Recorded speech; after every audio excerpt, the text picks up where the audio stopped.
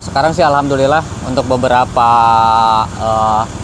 badan DPT ini udah jadi full. Nah, itu sekitar di 24 meteran lebih. Kemudian ada beberapa juga yang sininya tinggal siap cor dindingnya sama capping beam juga.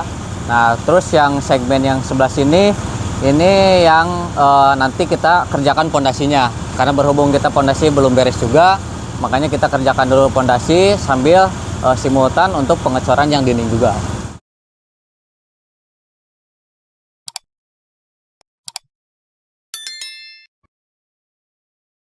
Assalamualaikum Sobat Jelajah Jakarta. Begitulah update yang diinfokan oleh Kang Rizal selaku pelaksana proyek DPT Kali Mokerfart Kedoya Utara, Jakarta Barat.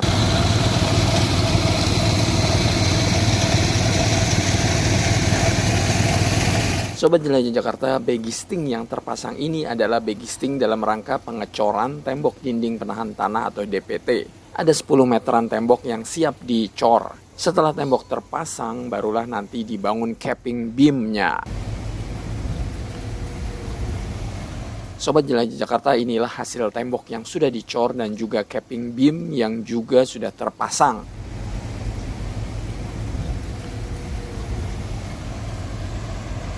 Untuk bagisting yang siap cor ini kira-kira kita di 10 meteran lebih lah untuk bagisting ini. Cuman ya untuk yang capping beamnya kita belum bisa pasang bagisting karena emang si badannya juga kita belum dicor. Nanti kita cor dulu badannya baru kita capping beamnya di langsung aja semuanya ke sini nih. Kalau badan yang belum dicor itu sekitar 10 meteran. Itu rencananya sih nanti malam kita mau cor semua. Kemudian sekalian berbarengan dengan pondasi ini kita simultan juga, pondasi kita kerjakan juga, galiannya tinggal berapa senti lagi, kemudian bobokan square pelnya, lalu turun pembersihan ke bawah. Dalam proyek ini tantangan terbesar adalah masalah pengendalian air Kali Mokerfart. Di Kali Mokerfart ini debit air memang luar biasa, pasang dan surutnya. Air masuk dari berbagai arah, baik melewati celah-celah dinding seat pile existing yang renggang maupun dari dasar tanah seperti mata air.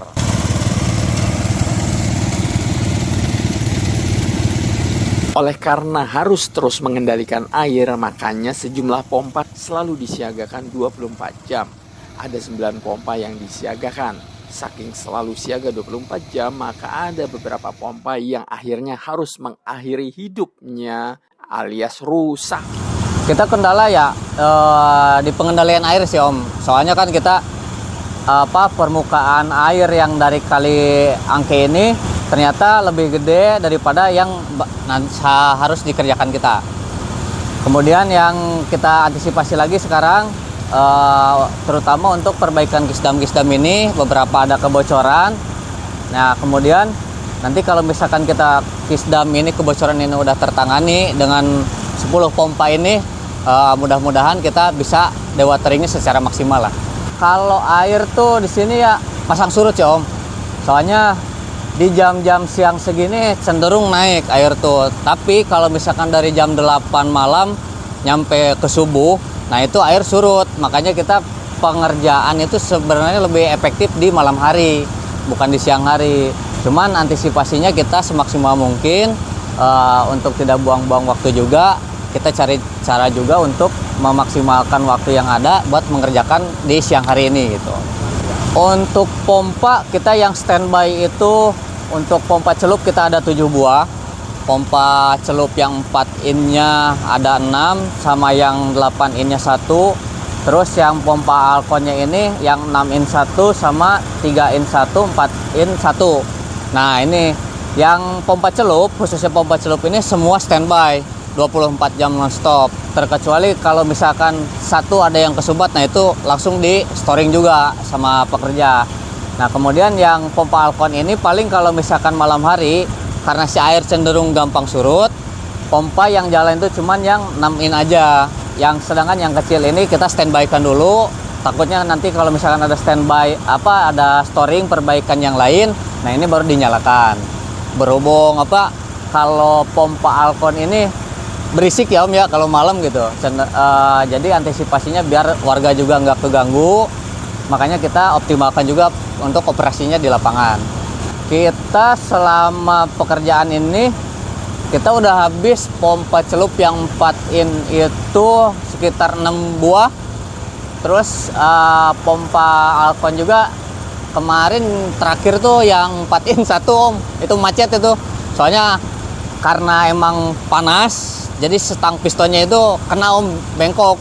Jadi itu gak bisa dipakai lagi sekarang. Kemarin mau saya diservis juga ternyata lumayan gede juga biayanya. Makanya kita daripada perbaiki itu lama waktunya, kita mending pengadaan yang baru lagi pompa celup ini. Kita kemarin terakhir tambah 2 unit lagi untuk pompa celupnya. Sobat Jelajah Jakarta, kenapa sih pompa harus disiagakan 24 jam? Jadi begini Sobat Jelajah Jakarta, agar pondasi dinding penahan tanah itu kokoh, tentu dibutuhkan lokasi kering sebelum dilakukan pengecoran dasarnya. Makanya saat pengecoran seperti yang saya dokumentasikan pada tanggal 27 Desember 2024 ini, pondasi harus benar-benar tidak ada air. Bagaimana supaya tidak ada air? Yang dilakukan ya tentu saja dewatering atau pengurasan air dari titik lubang pengecoran.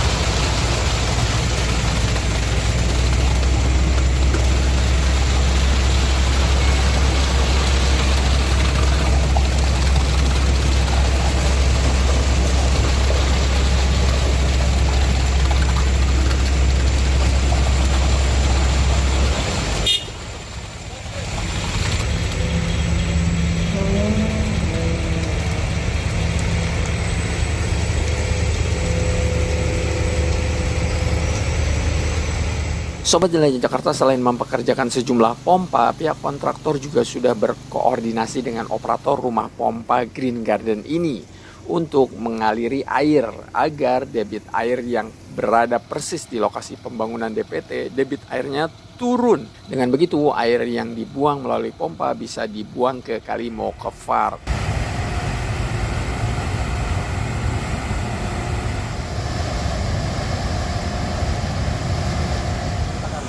Kalau itu sih alhamdulillah kita koordinasi juga sama pihak folder Green Garden ini. Alhamdulillah begitu kita misalkan ada kerjaan perbaikan untuk kisdam kayak tadi pagi kita ada perbaikan untuk kisdam terpal di luar CCSP itu. Alhamdulillah kita dibantu sama folder Green Garden ini, mereka nyedot air, kita langsung turun memperbaiki itu. Kita nggak bisa minta untuk berapa sentinya, cuman mereka juga ngebantu kita semaksimal mungkin sih Om. Makanya kita juga ya terbantu sekali oleh folder Green Garden ini sih Om. Sobat Jelajah Jakarta, menurut Kang Rizal, sisa pekerjaan di lokasi ini sebenarnya tinggal 9 meter lagi. Kelihatannya sih pendek dan mudah, namun sebetulnya tantangan mengenai air Kali Mokefar yang rembes itu membuat pekerjaan menjadi penuh tantangan. Sebab pekerjaan bukan cuma membangun tembok DPT, melainkan yang terbesar adalah membangun pondasinya. Untuk pengerjaan ini berarti tersisa 9 meteran lagi Om. Termasuk ya sekarang badan yang pondasinya baru mau dikerjakan, terus nanti beton pengunci yang menyambung ke CCSP yang lama ini. Itu sih. Untuk dinding ini sebenarnya kita pengerjaannya bisa cepat. Cuman kita kendalanya ini cuma di pondasi aja nih. Soalnya di pondasi kita berat di dewateringnya.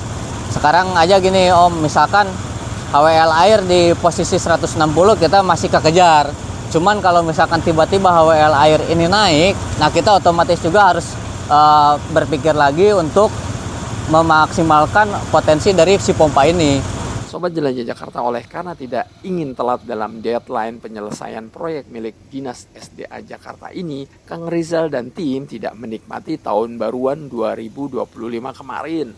Tiada hari libur, seperti juga pompa yang harus siaga 24 jam.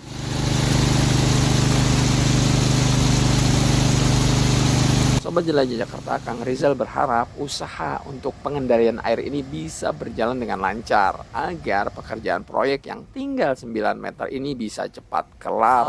Kalau saya sih mudah-mudahan ya pekerjaan ini tuh berjalan lancar, termasuk juga ya pengerjaan untuk pondasi ini. Kalau misalkan pondasi ini bisa dikerjakan cepat, otomatis kita juga untuk dinding juga insya Allah sih bisa cepat juga Om. Termasuk kita pengaturan untuk 2 shift pekerja ini kemarin juga ada beberapa yang sakit. Nah, kita juga harus maksimalin juga itu untuk SDM yang ada.